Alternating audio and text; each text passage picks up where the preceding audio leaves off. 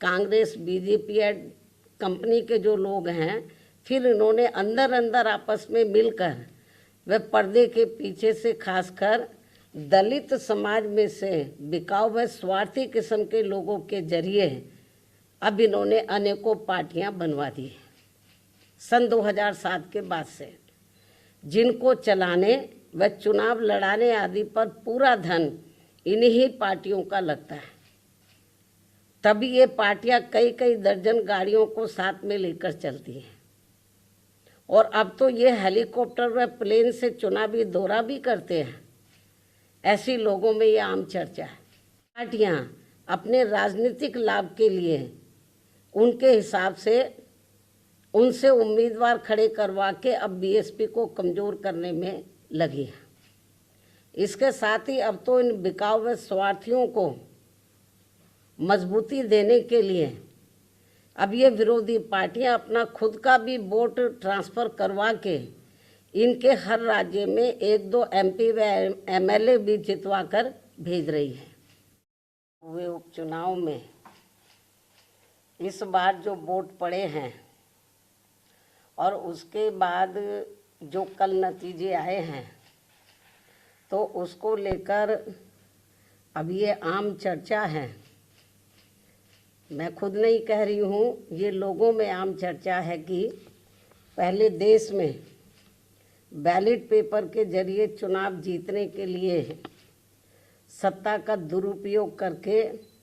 फर्जी वोट डाले जाते थे और अब तो ईवीएम के जरिए भी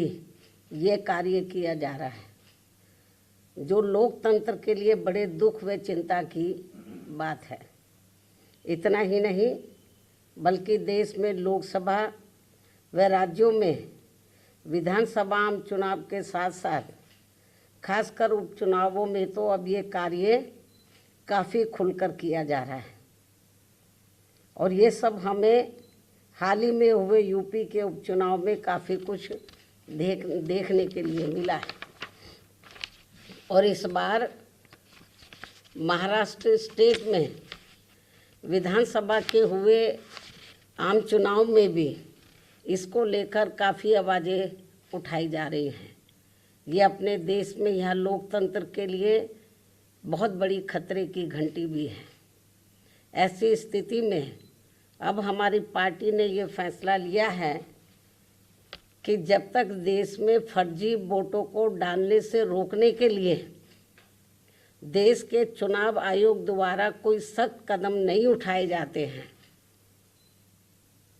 तो तब तक हमारी पार्टी देश में खासकर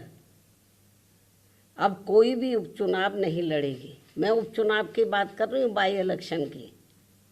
तो तब तक हमारी पार्टी देश में खासकर अब कोई भी उपचुनाव नहीं लड़ेगी। जबकि आम चुनाव में जब जनरल इलेक्शन होते हैं, जबकि आम चुनाव में इस मामले में थोड़ा बचाव जरूर हो जाता है, क्योंकि इनका अर्थात सरकारी मशीनरी का सत्ता परिवर्तन के डर की वजह से जब जनरल इलेक्शन होता है, जो पार्टी पावर में होती है, ज़रूरी नहीं है कि वो पार्टी पावर में फिर से लौट के आ जाए, दूसरी पार्टी भी आ सकती है। तो फिर वो जो सरकारी मशीनरी है वो थोड़ा घबराती है। जबकि आम चुनाव में इस मामले में थोड़ा बचाव जरूर हो जाता है, क्योंकि इनका अर्थात सरकारी मशीनरी का सत्ता परिवर्तन के डर की वजह से आम चुनाव में इनका जनता पर कोई ज़्यादा दबाव या डर आदि नहीं होता है, जिसे खास ध्यान में रखकर हमारी पार्टी देश में लोकसभा व राज्यों में विधानसभा के आम चुनाव तथा स्थानीय निकायों के भी चुनाव पूरी तैयारी व दमदारी के साथ लड़ेगी। इसके साथ ही यहाँ मैं ये भी कहना चाहती हूँ कि यूपी में सन 2007 में बीएसपी की अकेले ही पूर्ण बहुमत की सरकार बनने के बाद से कांग्रेस, बीजेपी व इनके समर्थक सभी जातिवादी पार्टियाँ ये सोचकर काफ़ी घबराने लगी थी कि यदि बीएसपी केंद्र की सत्ता में आ गई तो फिर बाबा साहब डॉक्टर भीमराव अंबेडकर का व इनके अनुयायी रहे मान्यवर श्री कांशीराम जी का भी हर मामले में अधूरा रहा सपना जरूर साकार हो जाएगा, जिसे रोकने के लिए फिर इन्होंने अंदर अंदर आपस में मिलकर, ये जो जातिवादी पार्टियां हैं, कांग्रेस, बीजेपी कंपनी के जो लोग हैं, फिर इन्होंने अंदर अंदर आपस में मिलकर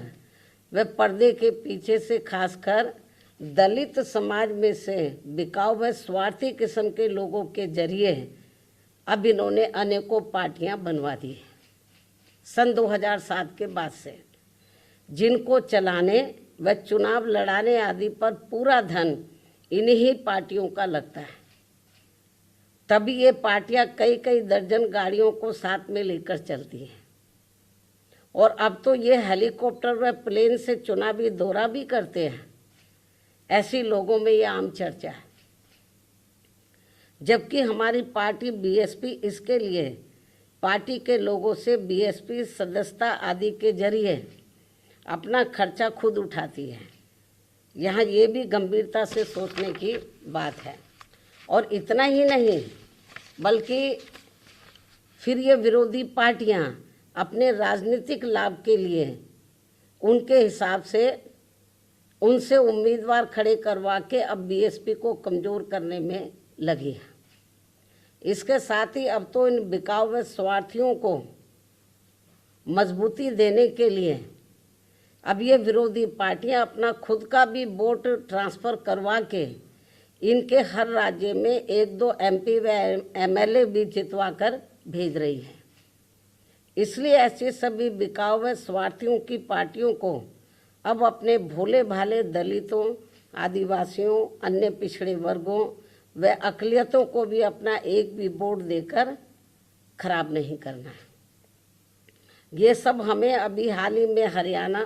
महाराष्ट्र, झारखंड के हुए विधानसभा आम चुनाव के साथ साथ यहाँ उत्तर प्रदेश में भी 9 विधानसभा की सीटों पर हुए उपचुनाव में काफ़ी कुछ देखने के लिए मिला है। ऐसे में अब इन सभी वर्गों के लोगों को इन्हें जाति, बरादरी, रिश्ते नातों, यार दोस्तों आदि के भी चक्कर में न पड़कर अपना वोट ऐसी किसी भी पार्टी को नहीं देना है,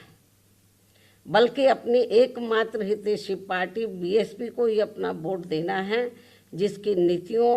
व कार्यशैली को इन्होंने यूपी में, यानी कि जो वीकर सेक्शन के लोग हैं, इन्होंने यूपी में बीएसपी के, वैसे तो सर समाज के लोगों ने आजमाया है, इन्होंने यूपी में बीएसपी के नेतृत्व में 4 बार बनी सरकार में भी काफ़ी कुछ आजमाया है। इसके साथ साथ इन सभी वर्गों के लोग अब पुनः सत्ता में आने के लिए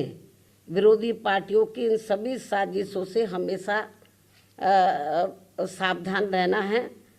और आपस में भाईचारा पैदा करके अपनी पार्टी बीएसपी को हर मामले में ज़रूर मजबूत बनाना है तथा इनकी इन सभी साजिशों से ये लोग हमेशा सावधान भी रहें। वर्तमान में समय की यही मांग है और सर्वजन हिताय व सर्वजन सुखाय के लिए इसकी ये खास ज़रूरत भी है। और अब मैं विरोधियों की इन सभी साजिशों के बीच अपनी पार्टी के लोगों ने अपने उम्मीदवारों को यहाँ उत्तर प्रदेश में, महाराष्ट्र में, झारखंड में और ख़ासकर उत्तर प्रदेश में जो 9 विधानसभा की सीटों पर बाई इलेक्शन हुए, तो इन सभी सीटों पर अपनी पार्टी के लोगों ने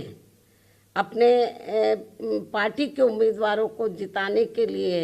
जो पूरे जी जान से कोशिश की है, तो उनका मैं पूरे तय दिल से आभार प्रकट करते हुए अब मैं अपनी बात यहीं समाप्त करूं। लेकिन इससे पहले मैं यूपी सरकार को ये भी कहना चाहूँगी,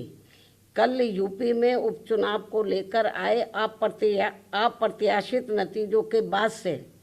खासकर संभल जिला सहित पूरे मुरादाबाद मंडल में काफ़ी तनाव की स्थिति व्याप्त थी कल से। ऐसे में शासन व प्रशासन को संभल में मस्जिद व मंदिर विवाद को लेकर सर्वे कराने का कार्य आगे बढ़ाना चाहिए था। जो तो ये ज़्यादा बेहतर होता। लेकिन ऐसा ना करके जो आज वहाँ सर्वे के दौरान जो कुछ भी बवाल हुआ है, हिंसा हुई है, तो उसके लिए यूपी का शासन व प्रशासन पूरी तरह से जिम्मेवार है। ये अति निंदनीय है। ये जो भी कुछ उधर हो रहा है ये अति निंदनीय है, जबकि ये काम दोनों पक्षों को साथ में लेकर शांतिमय ढंग से किया जाना चाहिए था, जो नहीं किया जा रहा है। ऐसे में अब मैं खासकर संभल के सभी लोगों से वहाँ शांति व्यवस्था बनाने की भी पुरजोर अपील करते हुए